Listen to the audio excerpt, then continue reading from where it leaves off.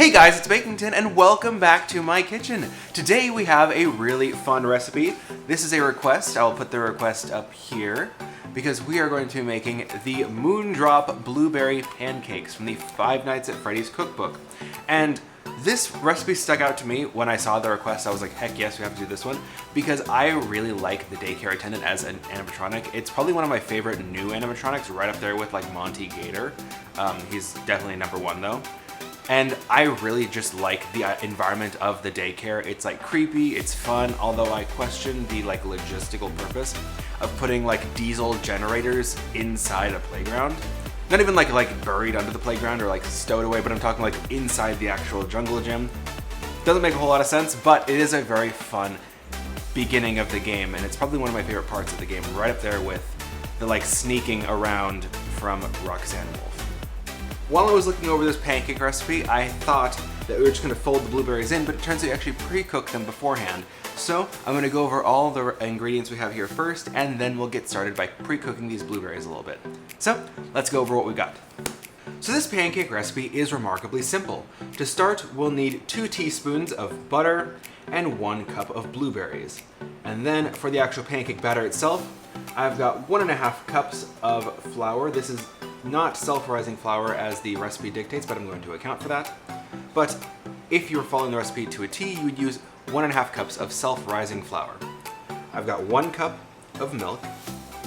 I've got 2.5 teaspoons of baking powder and 1/4 teaspoon of salt. The recipe only calls for 1 teaspoon of baking powder. However, to make self-rising flour, you have to add 1/4 teaspoon of salt and 1.5 teaspoons of baking powder for every cup of flour, so I adjusted accordingly. And 1 egg. Now, let's sort out these blueberries. In a saucepan over a medium-low flame, I'm going to add my butter. Then we're going to add 2/3 of the blueberries, saving some back to decorate the top of the pancakes.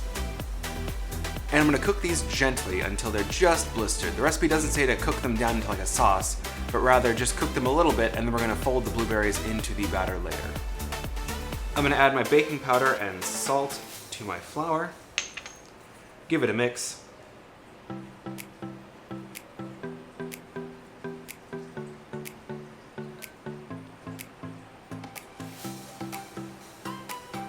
I'm going to make a well in the center as best I can with a whisk. I probably should have used a spoon.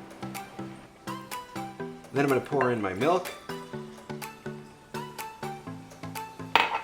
and crack in the egg. Yeah, one-handed. What about it? I'm gonna wash my hands so I got egg all over my hand to prove a point, and I'll be right back. Now we're gonna whisk everything together.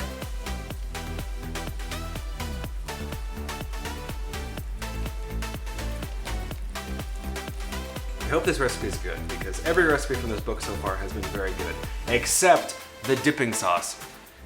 Except the dipping sauce for those like weird pizza spiral things. That was disgusting. But everything else has been great. And now with a pig whisk, I'm going to fold in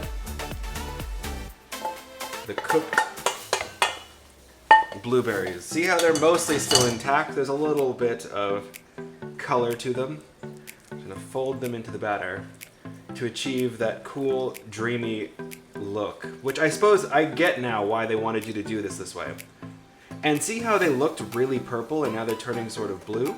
That is because blueberries are filled with pigments called anthocyanins that react to different pH levels. They will turn blue in alkaline environments, and they'll turn pink in acidic environments. It pays to pay attention in chemistry class, children. Now, let's make some pancakes. In a pan over medium heat, I'm going to add a teaspoon of oil and wipe it around with a bit of paper towel to help distribute the oil evenly. Then while the recipe says to scoop out spoonfuls of batter, I like to use a cookie scoop. And I'm just going to drop a little globule of batter onto my pan. We're going to cook the first side until we see bubbles forming, and then we're going to flip and cook it for another 30 seconds after that. And after another 30 seconds, I'm going to slide it off onto a plate. And we'll carry on with the rest of the batter. Now that I've got my plate of pancakes, I'm going to go ahead and decorate it with some syrup. I've already buttered them. Add some syrup.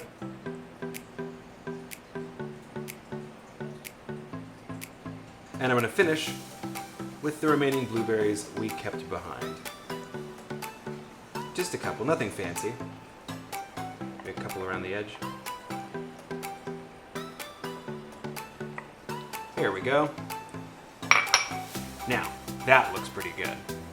And here we have our beautiful little stack of pancakes. This looks amazing. And it looks a lot like the pancakes in the book, which means we did a very good job. Good job, everyone. We've done it. Now, let's try them. I got my fork and my knife, so let's get into it. Well, I'm gonna cut the top one because trying to cut a stack of pancakes this tall never ends well. I'm gonna get a blueberry in there, some syrup. Alrighty.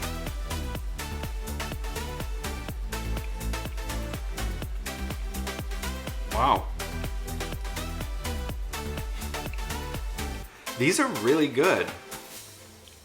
Now, I was a little skeptical, I'm not gonna lie. I didn't try to make it seem like I was skeptical, but I wasn't entirely sure of this batter.